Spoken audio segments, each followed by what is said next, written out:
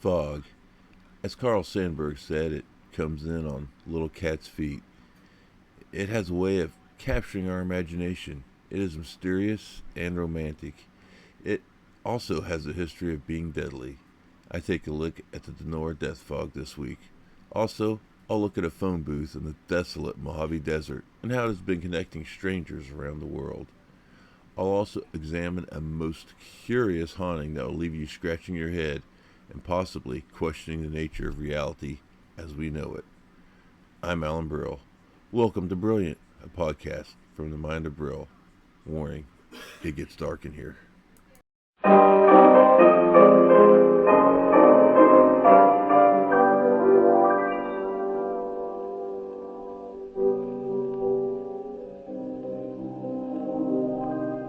Howdy, folks. I am so thankful that you decided to turn on the show today. So just settle in, take a break from the real world, and I'll give you a guided tour of some of the weird subjects that make up the library of my mind. Now, the Red Ghost, which I covered in episode 3, it only increased my appetite for tales of camel carnage. And this week, I've got another tale of the murderous species. Now, this is covered by several media outlets, but I pulled the following article out of the Fortean Times Book of Strange Deaths. Pamela Weaver was killed by her pet camel at her family's sheep and cattle ranch near the town of Mitchell in Queensland, Australia. It knocked her to the ground, stamped on her head, and lay on top of her. Husband Noel, who gave her the camel as a 60th birthday present in March 2006, returned home to discover her body on 18 August 2007. He had considered buying her a llama or an alpaca, but found they were too expensive. The camel was just 10 months old, but already weighed 335 pounds and had come close to suffocating the family's pet goat on a number of occasions. Mrs. Weaver was in the middle of cooking dinner, and there was a cup of tea on the kitchen table. The camel was wandering loose in the backyard. Many reports said that the camel was trying to mate with Mrs. Weaver, but its behavior is more consistent with seeing off a love rival. What happened is certainly characteristic of a bull in season, said camel expert Patty McHugh.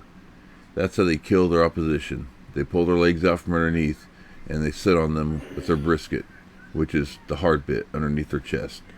Mr. Weaver, who broke down in tears at his wife's funeral on 23 August, said, "You have to forgive the camel. He loved her very much. She loved animals, rearing everything from goats, kangaroos, emus, rabbits, and the camel. The family agreed that the camel would not be destroyed. Chris Hill, who has been offering camel rides to tourists for 20 years, said camel calves were not aggressive but could be dangerous if treated as pets. He had no doubts the camel's behavior was sexual." Camels aren't pets, y'all, and right now they are racking up the body count. Speaking of treating animals as pets that you probably shouldn't, I believe that this next man rued the day he decided to add this animal to his petting zoo. Eric Slate, 52, died of multiple blunt force injuries, according to Tamara Willer, the chief deputy coroner of Horry County, South Carolina. Slate had been found dead in the kangaroo enclosure of Five Star Farm, a children's petting zoo owned by his brother, which he was known to enter to roughhouse with a kangaroo named Jack. It is believed that the animal got the better of Slade on this occasion and had kicked him to death with its powerful hind legs, although the Horry County Police Department said that the death investigation remains active and ongoing. Despite their size, strength, and propensity for boxing, deaths by kangaroo are surprisingly rare. Although an Australian man was killed by a pet roo in 2022, before that, the last recorded death took place in 1938. This article is out of theguardian.com, May 12, 2025, and also the Fortean Times, issue 460 from August 2025. I think this is clearly another case of being too familiar with wild animals that, although somewhat domesticated, can and will kill you, especially if you challenge them to a boxing match. But in this age of investigative prowess and true crime, I think we need to ask the question, is Jack being framed? Was the body dumped there post-mortem? Is there an innocent Rube being accused of murder? For several decades, a solitary booth stood in the middle of the Mojave National Preserve, miles away from civilization. Riddled by bullet holes and carpeted by broken glass, it looked like it had seen better days. It had been placed there in 1948 to service cinder miners, but no one knows exactly by whom. Its only neighbors were desert plants, telephone poles, and, if it was lucky, a passing coyote. Over all those years it was silent, with only the wind breaking the quiet of the desolate landscape. But then one day, it began ringing. So began the article, A Ghost in the Desert, in Route magazine. From its humble and obscure beginnings, the Mojave phone booth would be catapulted into legend because of the efforts of an Arizona resident named Godfrey Doc Daniels. He was turned on to the existence of the phone booth when he stumbled on a letter to the editor in an unspecified magazine. It was written by a man who referred to himself only as Mr. N. On a map of the Mojave, Mr. N had spotted the icon for a telephone 15 miles from the nearest paved road. This stoked his curiosity, and he drove out into the desert to find it alongside a dirt road and scribbled down its number, 760-733-9969. His curiosity similarly stoked, Doc called the phone booth several times a day during the next month. After he logged so many calls with no answer, Doc began to lose hope when one day somebody picked up the other end of the line. It was a cinder miner named Lorene. They chatted for several minutes, but Doc forgot to ask where exactly the phone booth was located. With a nearly rabid determination, he and a friend managed to track it down. They drove there in a lightning storm and began making calls. Doc created a website where he listed the phone booth's number, and people began flocking to it. Some called their own people from it, but others wanted to connect with people all over the globe. One man camped there for a month and answered over 500 calls. Another old-timer just wanted to share stories from his days as a trucker. Concerns arose over the dramatic increase in foot traffic and its possible impact on the local wildlife. Dave Nichols, a park archaeologist for the Mojave Preserve, said, "It was just attracting too much unwanted attention in terms of litter and detritus, and mementos and things that were being left on site. I think that's ultimately why Bell was convinced to remove it." In May of 2000, Pacific Bell and the National Park Service tore it down. In the last phone call it ever received, Lorene's brother chatted with a gentleman from England before heading off to work in a shift in cinder mine. People still made pilgrimages to the concrete slab, with one journeyer even constructing a tombstone for the booth, showing just how much people connected with this booth that had brought strangers together. The park department eventually removed even the slab and thwarted any attempts to put a plaque where the lone phone booth once stood. I am happy to report, however, that the legend still lives on. On July 31st, 2019, Jared Morgan, aka Lucky 225, acquired the original number and created a system where people can call it and enter a conference call. If you are lucky, you may call it and find someone on the other end of the line, or you may just be casting your voice into the void. That number again is 760-733-9969. I say we call it and see what happens. We're sorry. The number you have dialed has been changed to a conference. Press 0 for the board. Press 1 through 9 for conference.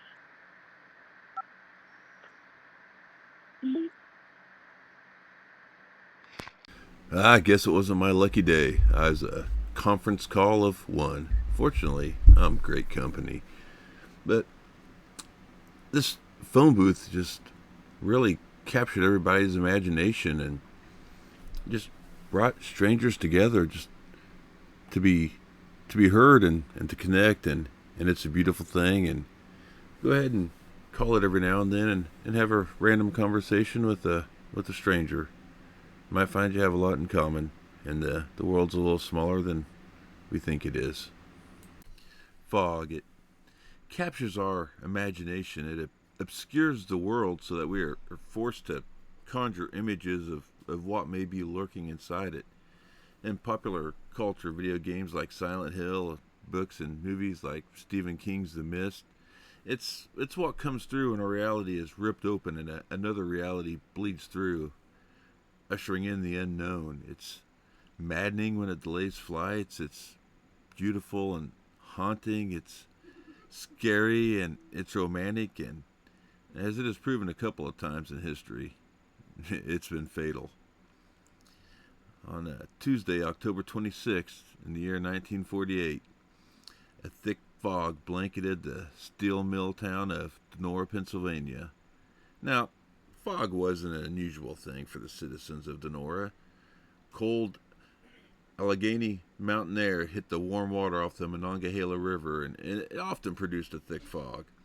And when you add to that the steel mill and zinc factory poured out smoke for 3 solid shifts, 24 hours a day, 7 days a week, it was just business as usual for the good folks of Donora. So people thought nothing of this fog that rolled in. They went about their day. People went to work. They got the kids ready, sent them off to school. Business as usual in the small town of Donora. When the sun rose, however, the fog didn't burn off like it usually did. At noon, the streetlights were still on. The fog, it actually became thicker as the day wore on. Townspeople began coughing and gagging. One survivor is quoted as saying, "The smog burned your throat, eyes, and nose, but we thought it was just another day in Donora."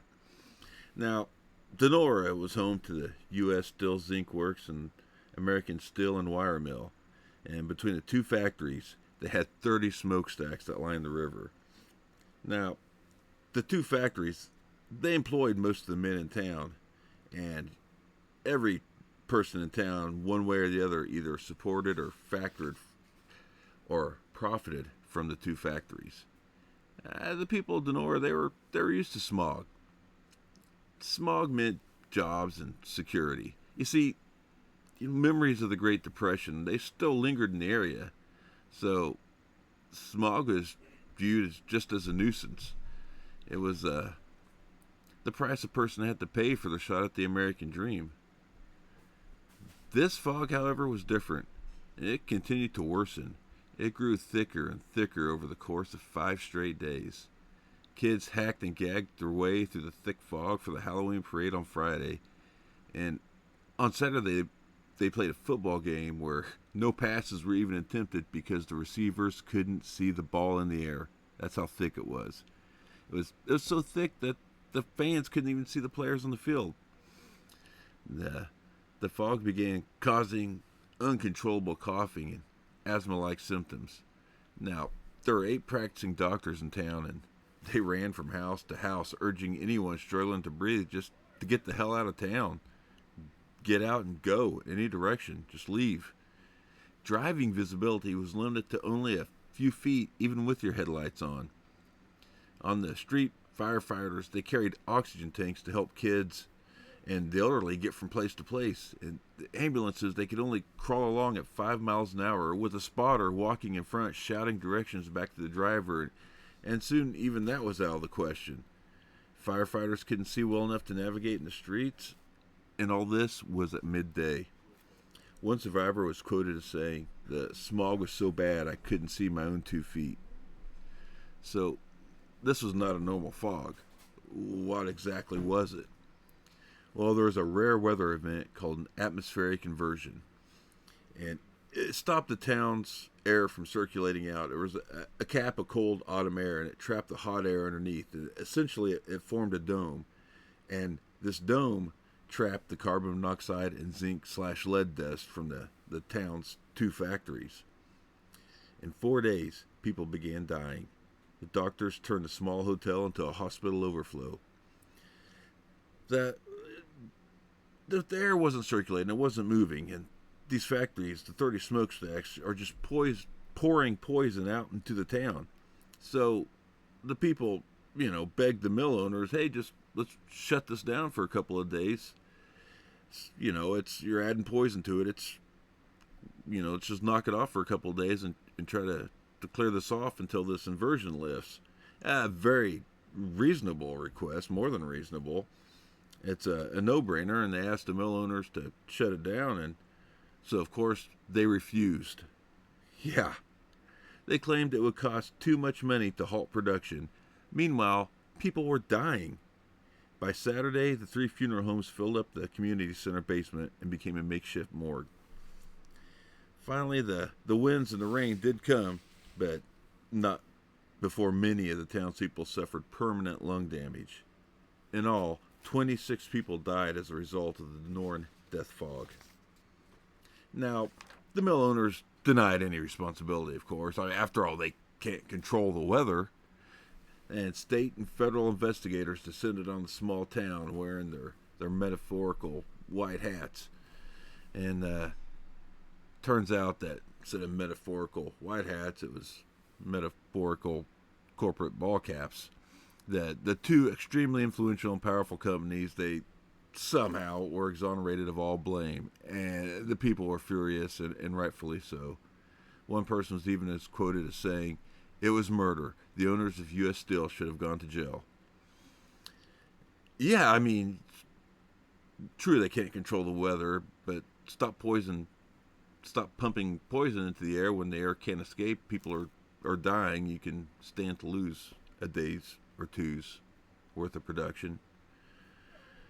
You know, price of human life, and you know how high that was back then, I guess. Now, the factories were found guiltless, ultimately.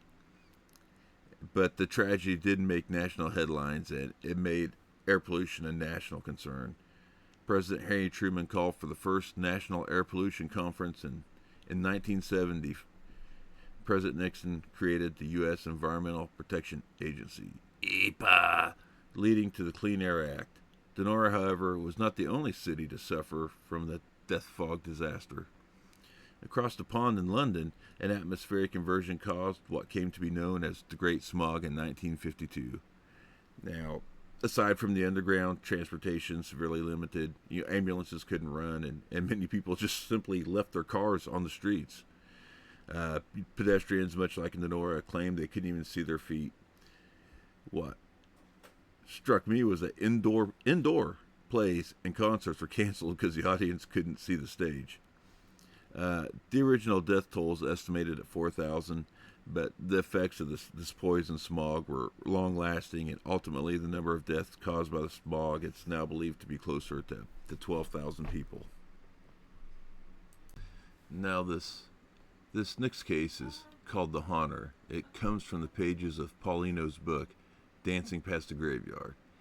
Eno has a unique take on the paranormal involving the multiverse, that there are an infinite number of versions of the world in which we exist, and they all exist simultaneously. And sometimes these worlds bump and rub into each other. They overlap a little bit, and where they do bump into each other, he calls membranes.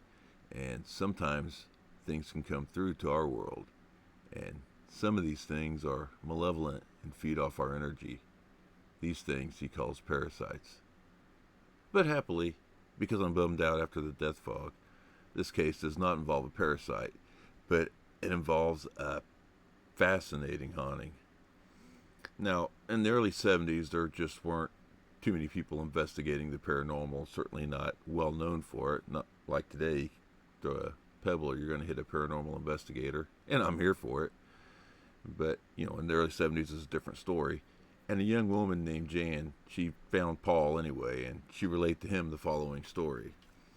Jan told Eno that her older sister Pat had always been into subjects like deja vu and reincarnation, and she's always saying things like, "I've been here before."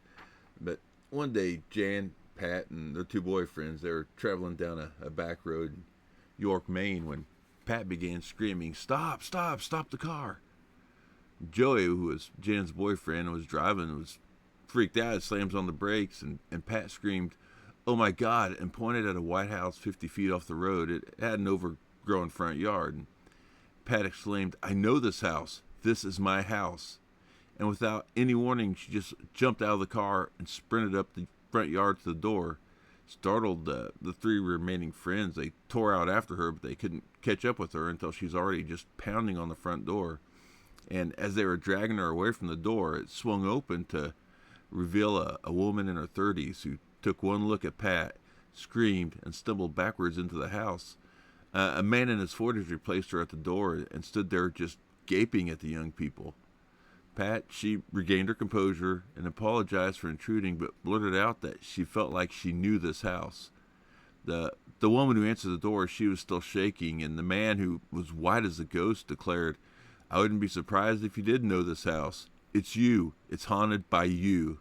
Now, for God's sake, please go." Joey took charge of the situation, and he herded the others back to the car, and as they drove away, they could still see the couple watching just wide-eyed from the front door. And Jan, she told Paul, "We never did find out what it was all about, but it was scary as hell, and Pat's been depressed ever since." Now, this story had Paul's attention, and he was soon on the case. The first thing he did was interview Pat, who told him that she had been dreaming of that house for 2 years.